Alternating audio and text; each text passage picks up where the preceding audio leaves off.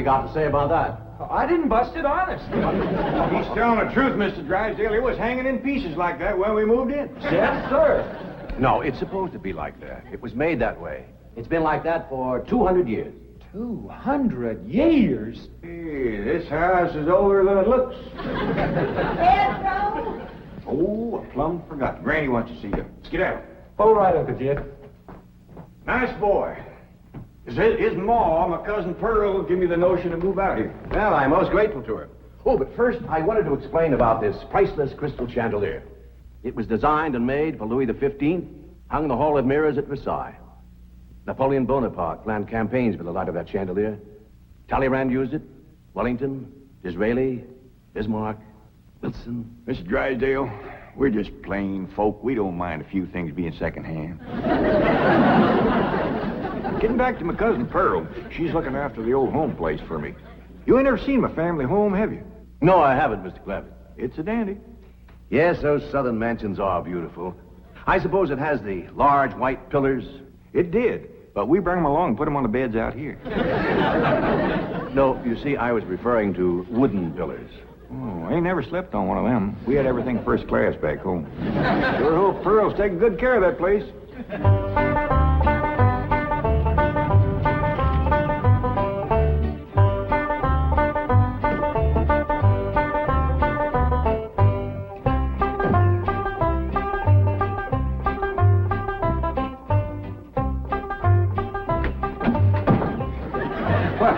Hello there. Oh, why, you're Mr. Brewster from the oil company that paid Cousin Jed all that money for his swamp. 25 million to be exact.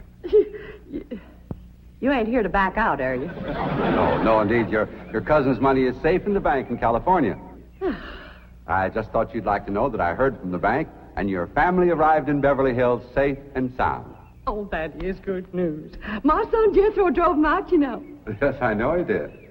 Oh, I have something here from the bank. I think you'll enjoy it. For me? They told me at your house I'd find you here. Yeah, well, I promised Cousin Jed I'd keep an eye on the old home place for him. It's a long trip from my house, but I'm glad to do it for Jed. That's nice of you. Yeah, well, you know, can I help you look for that money? Well, here's money. It's pictures of the estate that Mr. Drysdale, the president of the bank, purchased for him in Beverly Hills. Oh. Now, this is now the Jed Clampett estate. Land to mercy, look at that. Why, it's bigger than the state capitol. It's quite a change from this place, all right. What in the world is that? Oh, that's the swimming pool. Swimming pool? Yes, quite ornate.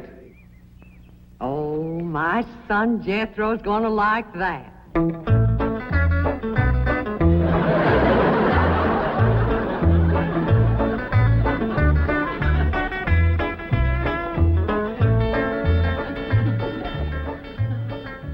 Granny, when we's done washing, can I go swimming here in the cement pond? Of course not.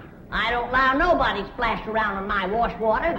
Ain't there no place else you can wash? This cement pond's the only water we got. Place ain't got a well, it ain't got a creek. Ain't even got a rain barrel to catch what comes out of the sky. Oh, when that banker fella seen me unloading your wash tub and scrubbing board, he said, why, you can throw that away. We don't use them things here in Beverly Hills.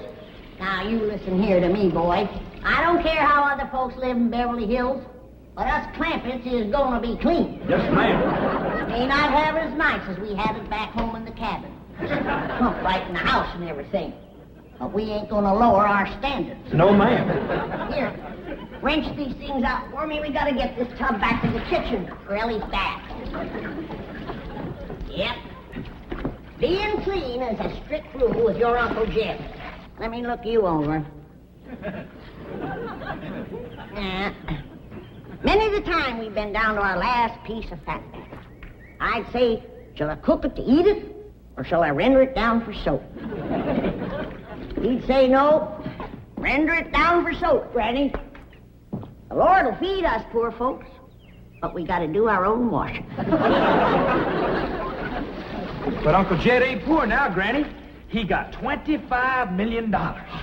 How long do you think that's gonna last if we go throwing it away on store-bought soap? Waste not, want not. Now, here's a view of the entrance hall. My stars and garters. Why, it's a palace. Whoever would have thought that my cousin Jed would be living in an estate like this? Well, the credit is yours. You're the one who talked him into moving. Oh, well, I put the notion in his head. But it was really kind of Ellie Mae he went. Yes, his daughter will have a wonderful life as the Beverly Hills debutante. Can't you just see that beautiful girl descending this magnificent stairway? I sure can.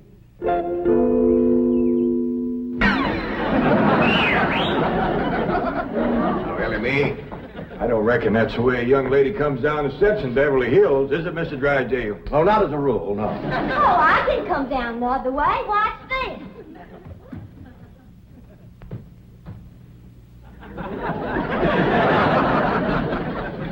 How's that? Well, that's not exactly what I had in mind. Well, show me. No, my secretary will show you. Oh, she's in town doing some shopping for you.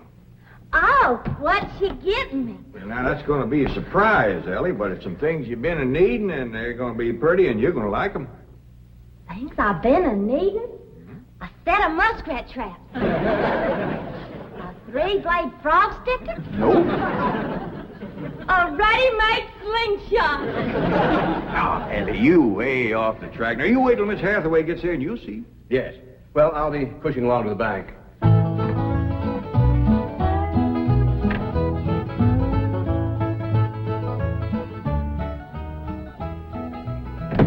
Now, don't you worry about your daughter, Mr. Clampett. When my secretary gets through with her, you'll think she's been to finishing school.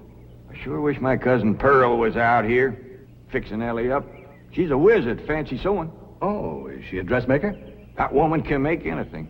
Why, she can pick up a handful of straw, and before you know it, she's made a hat. That's remarkable. So she's a milliner. Oh, she's a Clampett. Married a Bodine. I don't recall knowing the milliners. Milliners are women who make hats. That's Pearl, all right, but she's a Clampett. You talk about making hats. Pearl made herself a hat one time was shaped just like a bird's nest. And in there on the nest was this blue jay a-setting on her eggs. Well, sir, they come from everywhere to see that hat, to study it, to see how Pearl made it so as they could copy it. Boy, there was dozens of them from all around. Hat designers? No, blue jay. Never did catch on too good with people. For a while there, Pearl couldn't hardly go out of the house without a bunch of blue jays taken out after her. Sure wish she was out here. She'd have Ellie slick as a picture in a catalog. Yep. I ought to be out there in Beverly Hills helping Cousin Jed. Well, he certainly has plenty of room for you. This mansion of his has 32 rooms and 14 baths. 14 bathrooms? Yes. A sunken marble bathtub. I can just see Ellie Mae having herself a bubble bath in there.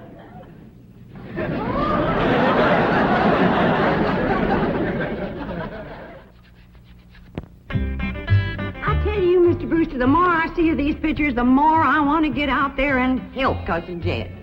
Of course, I wouldn't go without being asked. Well, naturally. But, I think you should go. I've been asked. Well, now, it's not exactly my province. Well, why don't you telephone your cousin and talk to him? Oh, why, they ain't a telephone within 40 miles of this place. Nearest one, I guess, is at the International Emporium, clean over to Oxford. Well, I'll be happy to drive you over there. Oh, I couldn't let you drive me all that way just to use telephone. Busy oil company man like you. That's 40 miles. There's no trip at all in this car. No, I couldn't do it. Why, folks that see me riding in this big, shiny car with a tall, good-looking city fella, why, sure as the world, they'd think that... Let's go. Well, what about your horse and buggy? Oh, just untie Betsy. You go on home.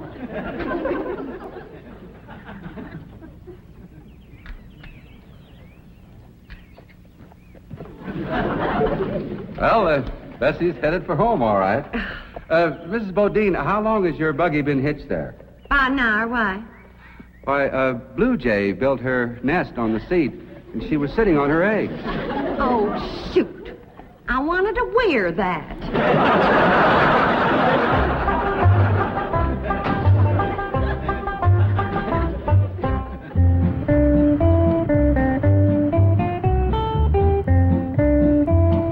And here's Miss Hathaway.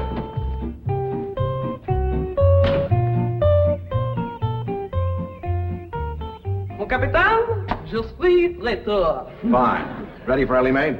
Gentlemen, aided and abetted by the gossamer garments, exotic lotions, and other feminine appurtenances within these cartons, I am ready to assume the role of Pygmalion and transform that barefoot galatea into a striking and sophisticated paragon of Beverly Hills literature. That's yes the hard way. Well, duty calls. I leave you in capable hands. Goodbye, Mr. Clavitt. Thank you, sir. Chief, Well, that sure is neighborly of you, Miss Hathaway. You reckon you can handle Ellie Mae? Uncle Jed, Granny says... Oh, howdy, Miss Hathaway. no, bonjour, Jethro. Here are them things in for Miss Hathaway, Jethro. I think she kind of likes you, boy. She does? Well, I can't take 'em into the house. That's what I come out here to tell you. Granny says that all the men folks got to stay out of the house while Ella Mae's taking her bath. Oh. But isn't Ellie Mae bathing in the privacy of her own bedroom suite? Hear what she called you? Sweet. What's the matter with him? Why doesn't he answer? Hey, he's just a little shy, I reckon. Ask him again. Is Ellie Mae in her bedroom suite? No, she ain't, darling. Never mind, I'll find her myself. Uncle Jed, I got me a girl. You sure have, boy, and a city girl, too.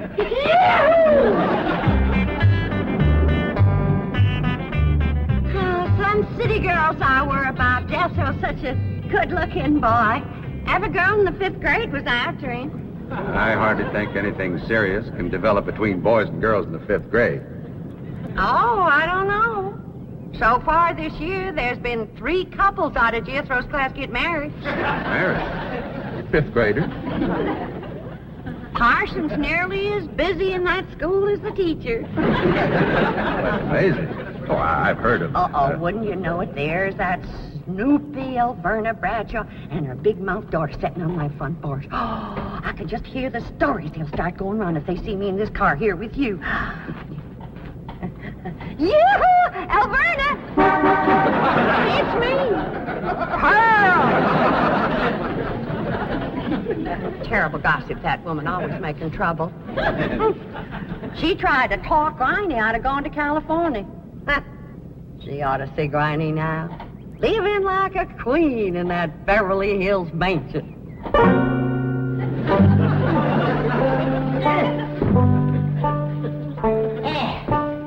I should have listened to Alverna Bradshaw and stayed home. We had a pump right in the house. Didn't have to tote water a quarter of a mile. Oh, you ready to get rinsed off, Ellie? Well, not yet, Granny. Should have washed my hair. No, you better wait till I can catch some rainwater. That pond water smells like it's got medicine in it. I wondered why there's no fish in that pond. Yeah, I reckon that water killed them fish. Don't you worry. My lye soap will kill anything that killed them fish. Have you seen... What in the world's going on here? Well, there's a bath going on. That's what's going on. Howdy. But I don't understand. Well, then somebody ought to explain it to you, sissy woman. You see, first you heat some water. Then you put it in a great big tub like this. You put some soap in it, and then you get in it, and you start to wash, and that's what you call a bath. Granny, you don't have to do this sort of thing in Beverly Hills. Don't you listen to her, Ellie.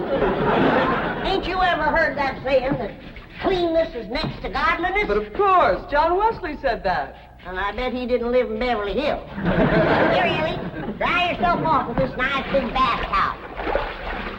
Ah, my girl. I'll rinse off that old lye soap.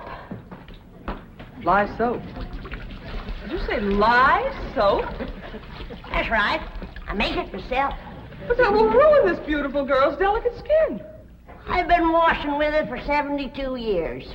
Look at my skin. It's like leather. Yeah. Nice, ain't it? Granny, I hope you will forgive my momentary bewilderment at this primitive form of ablution, but please let me explain. Well, first explain what you just said. Well, Ellie Mae has a beautiful big bathtub upstairs. Upstairs.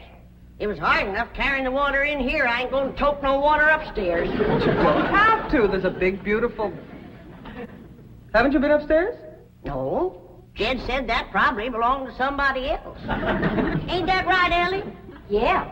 Paul said he heard tell that folks sometimes live one family right on top of another. But that's only in apartment houses. This entire house belongs to you. And each one has his own individual bedroom suite. Come along and let me show you. And also the lovely things I brought from town. Yeah, you go ahead. I'll be up directly. What all did you bring from town? Everything, Ellie. Everything from chapeau to pumps. Pumps! Praise the Lord. Now I won't have to tote water. Jethro? Yeah, Uncle Jed? Now, you're going to be keeping company with a girl. Is there any questions you like to ask me? What kind of questions? Oh, about girls. How much you know about girls? They softer than boys. Yeah, I reckon. Generally speaking. And they shorter and rounder. Yeah? And the hair's longer and it smells sweet when you snuggles up to 'em. Oh, so you've been doing some snuggling, have you? I've done more than that. Well, I reckon you better tell me about it. Who was she? Prettiest girl in the hills. Big Mouth Bradshaw. Well, Verna's girl. I hear tell she's kind of fast. Is she ever? Uncle Jed, I was walking past the cabin, and Big Mouth, she calls out the window to me. She says, "Howdy, Jethro." She says, "My ma's just made a big batch of cookies. Come on in and have some." And I says, "Sure your ma won't mind?" And she says, "Ma's gone, and so's Pa. I'm here all alone." Well, Uncle Jed, I was in that house before you could wink an eye. Can't say as I blame you. No sooner was I inside, the Big Mouth, she puts a music record on the phonograph machine and commences to sashaying around, a twisting and a turning. Dancing? Yeah, I reckon so. Anyway, she says, "Put your arms around me, Jethro, and I'll teach you the two-step." What'd you say? I says, "Listen, Big Mouth," I says, "here we are, all alone. Your ma and your pa gone, and you think that I'm going to waste my time dancing?" I says, "Not me, sister. Bring on them cookies."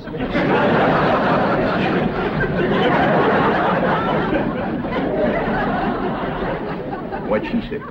Well... Jed, you and Jethro can start digging the well. That city woman brought us some pumps. That's fine, Granny. We'll get right to it. What'd that Bradshaw girl say when you said bring on them cookies? Well, she just held up them cookies like this here, kind of blinked her eyes at me, and said, "Jethro, which do you think it tastes sweeter, these here cookies or my lips?" Well, Uncle Jed, right then and there is when I found out she was fast. I grabbed them two cookies, and it took me 2 miles to outrun that gal.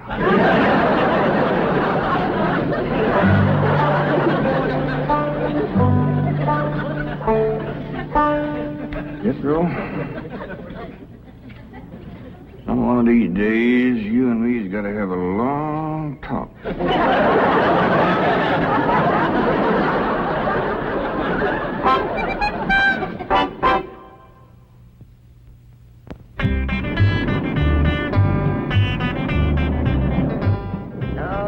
Yes. He's a lady killer, that bar of mine. While Verna Bradshaw's daughter traced him all the way home one day. Sounds like Jethro has a lot of charm and sex appeal. Oh, he has. It's funny how a daughter can take after her father and a boy can favor his mother. Yeah. I ought to be out there looking after Jethro. You know Jed's going to need him to help garden a place this big. Well, most Beverly Hills mansions have regular gardeners. And, of course, a complete sprinkling system. Sprinkling system? Oh, yes, indeed. That entire lawn is crisscrossed with underground pipes. Land to mercy.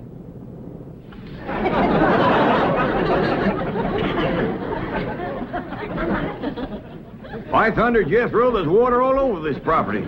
Ain't too deep, neither. I know. Should I commence the digging? Well, now, let's get as close to the house as we can. That way the pump won't have so far to pull. Clampett? Jethro? Oh, here comes your sweetheart. It's Clampett.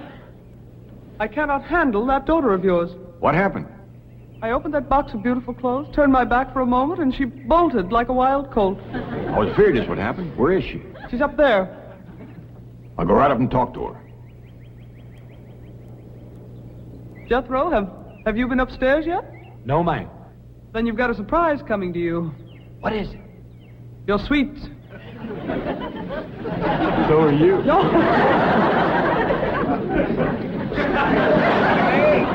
Oh, howdy, Pop. Wait. I'm ashamed of you. Running off from Miss Hathaway. I didn't run away from Miss Hathaway. What'd you climb up here for?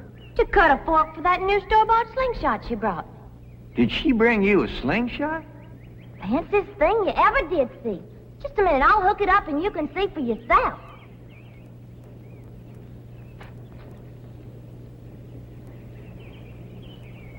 Look at that.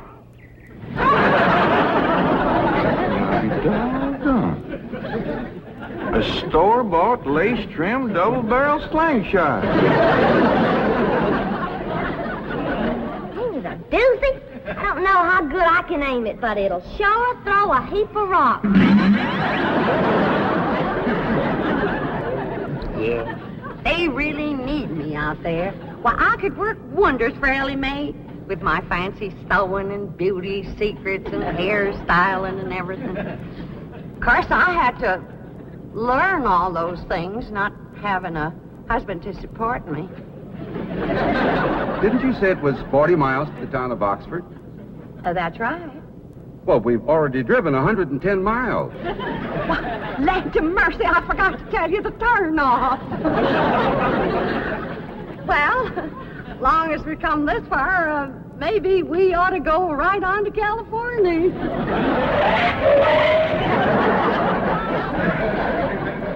I tell you, Granny, there's so much water here, you could shoot a load of buckshot in that ground and bring up a dozen springs. I'll be right back.